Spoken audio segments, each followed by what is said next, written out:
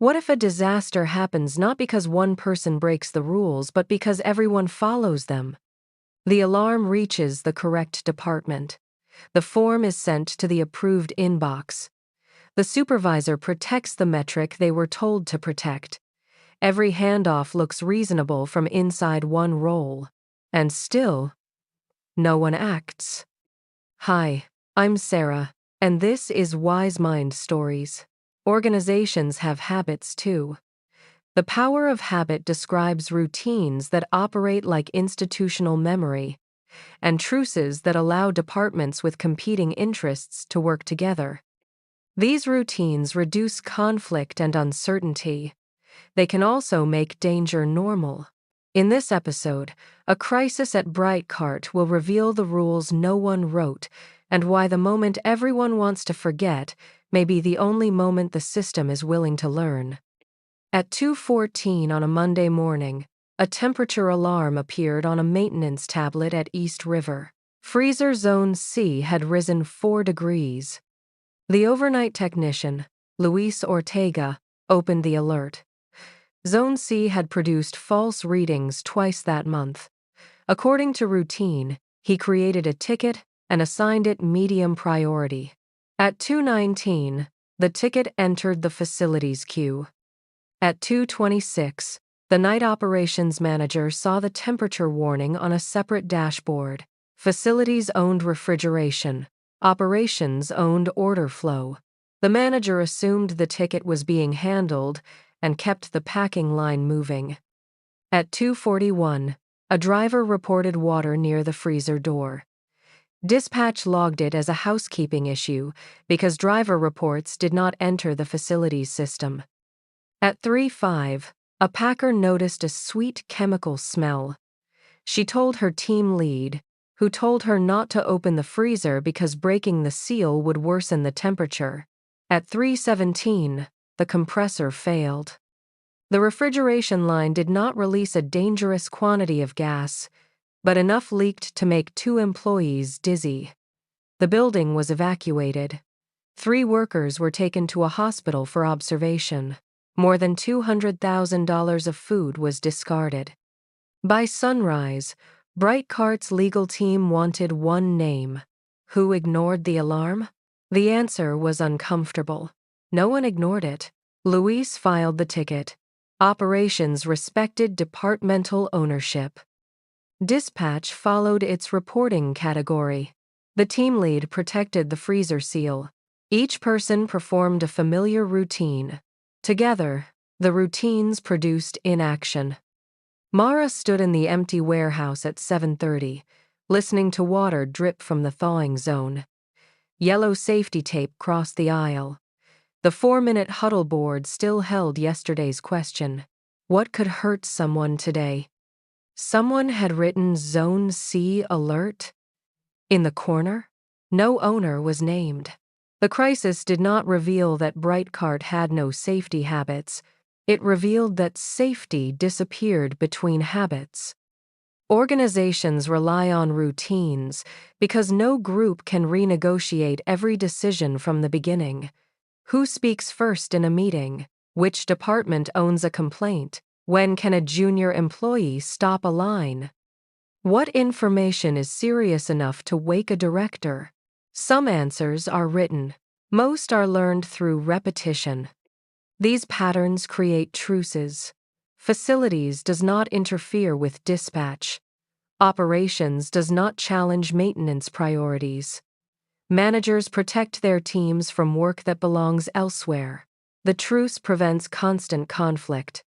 It can also become a border that information is not allowed to cross. Families have versions of these truces too. One person handles money, another handles school, and no one asks questions in the other person's territory because questions have historically become arguments. The arrangement keeps Tuesday evening peaceful. Then a bill goes unpaid or a child's struggle remains hidden because each person believed speaking would violate the peace. Teams develop the same bargains. The experienced employee quietly fixes the new hire's mistakes. The manager avoids confronting the high performer who humiliates people. Everyone learns which subject ends the meeting and which person must never be surprised. The routine is rarely announced. It is taught through what receives relief. That is why an organizational chart cannot tell you how an organization actually behaves. The chart shows formal ownership. Habit reveals practical permission. What does everyone in your workplace know but never write down? Which problem is always owned by someone who is not in the room? Where does politeness prevent necessary conflict? And what danger has become ordinary because no single incident seemed large enough to challenge the routine? Reichart's first response was predictable. New refrigeration alarms, mandatory refresher training, a policy requiring facilities to respond within 15 minutes. All useful. None addressed the central failure. 4 people had different pieces of the same story, and no shared routine for assembling them. Mara asked Luis, the operations manager, the driver, and the packer, to reconstruct the night, minute by minute. At first, the conversation became a defense. Luis showed the ticket. Operations showed the ownership chart. Dispatch showed the category list.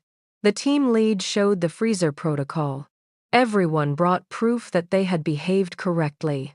Mara placed the documents side by side. "I believe you," she said. "That is the problem." The room became quiet.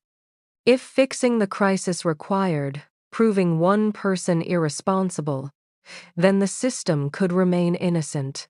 If responsible people had produced a dangerous outcome, the routines themselves had to be examined. A crisis creates unusual leverage because ordinary defenses become less convincing. The cost is visible. The old reassurance, "This is how we have always done it," temporarily loses authority. Good leaders can use that opening to redesign habits. Bad leaders can use fear to centralize power, exaggerate threats, or keep people in permanent emergency. The existence of leverage does not make every use of crisis ethical. The test is whether the new routine increases clarity, learning, and shared protection, or only obedience. Mara proposed a cross-boundary trigger. Any event containing 2 of 4 signals, temperature change, water, odor, or physical symptoms, would become a red thread. A red thread did not belong to one department.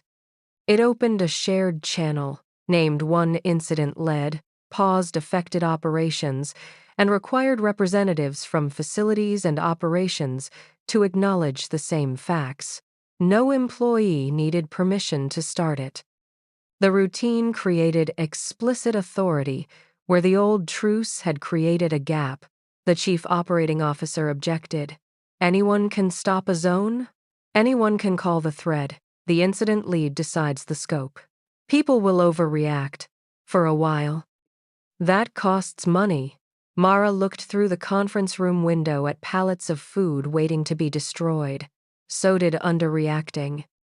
The argument exposed another unwritten rule. Pausing work required senior permission, but continuing work required none. Inaction appeared neutral even when it carried risk. Mara reversed that assumption for the 4 red thread signals. Once 2 signals appeared, the affected zone paused by default. Continuing required a named person to accept responsibility based on shared facts. Defaults are moral decisions disguised as absence.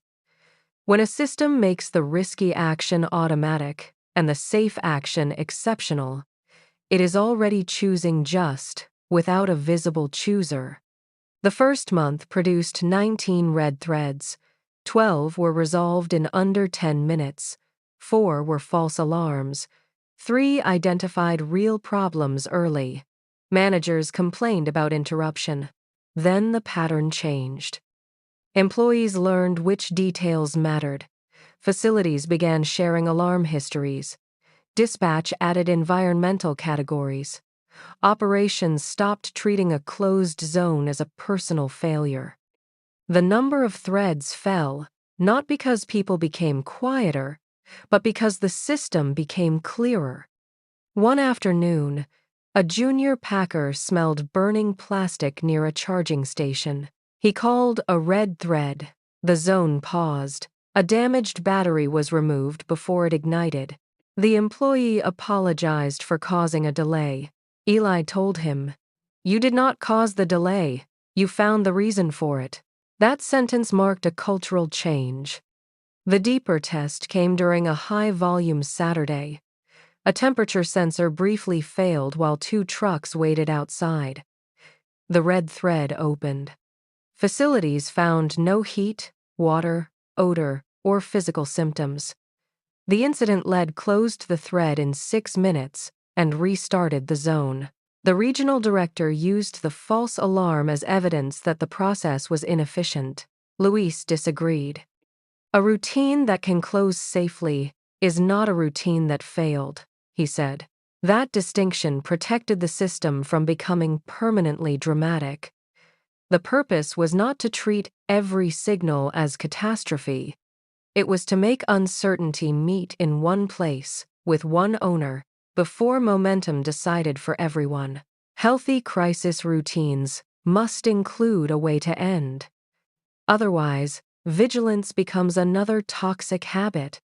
Teams remain in emergency mode, leaders bypass ordinary accountability, and exhausted people begin treating every disagreement as a threat. Brightcard added closing criteria, review times, and a monthly audit of both missed signals and unnecessary stops. The organization was learning two habits at once: how to escalate and how to stand down. The reward for speaking up was no longer merely avoiding blame. It was being recognized as part of how the organization protected itself. But Brightcard almost lost the lesson. 3 months after the freezer failure, an executive suggested ending red thread reviews. The crisis had passed. The meetings felt repetitive. The company was preparing for expansion. This is another reason institutional habits survive. Urgency fades faster than routines change. Once the emotional force of a crisis disappears, old bargains begin to look efficient again. Mara responded by turning the crisis into memory. Every new manager received the Zone C timeline not as a story about one technician, but as a map of 4 reasonable routines becoming dangerous together. Each red thread review began with the same question: what information failed to meet itself? The organization needed more than a new policy. It needed a repeated story about why the policy existed. Mara also invited the 4 people from that night to teach the timeline together.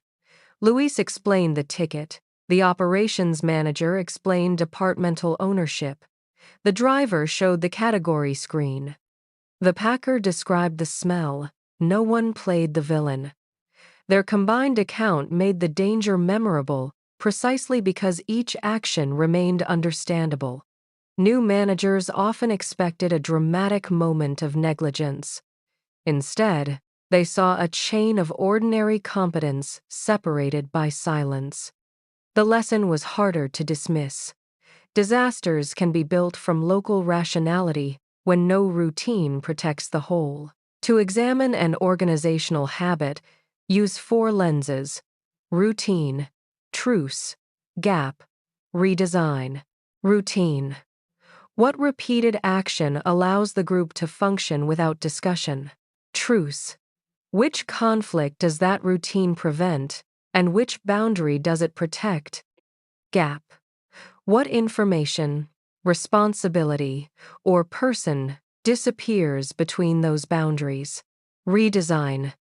What trigger, owner, and feedback loop would make the gap visible before a crisis? Do not ask only who made the final mistake. Ask what the organization practiced until the mistake became normal. Months later, Luis walked past Zone C during a routine inspection. The freezer was quiet. The temperature was stable. A red thread card hung beside the door with 4 signals printed in plain language. He touched the card once and kept walking. No one celebrated. Nothing happened. That was the result. A healthy organizational habit often looks like an ordinary day in which the disaster never becomes visible. The crisis did not teach Brightcart that one employee had failed. It taught the company that safety had been falling between people who were each doing their jobs. So look at one group you belong to: a workplace, family, team, or community. What rule does everyone follow without remembering who wrote it? And what information cannot cross the truce? If this episode gave you a new way to see a system, subscribe to Wise Mind Stories. Because organizations do not only learn from our habits, they can learn to predict them. In the next episode, Priya will show Mara a model that can detect major life changes before customers announce them. We will explore how companies turn routine purchases into intimate predictions, why unfamiliar influence is often disguised as familiarity, and where useful personalization becomes manipulation. The most dangerous prediction may not be that a company knows what you want. It may be that the company knows when your habits are easiest to rewrite. EP 7. They know what you'll do next. Brightcart's new model correctly identifies a customer's pregnancy before her family knows, and turns Mara's habit expertise into an ethical test.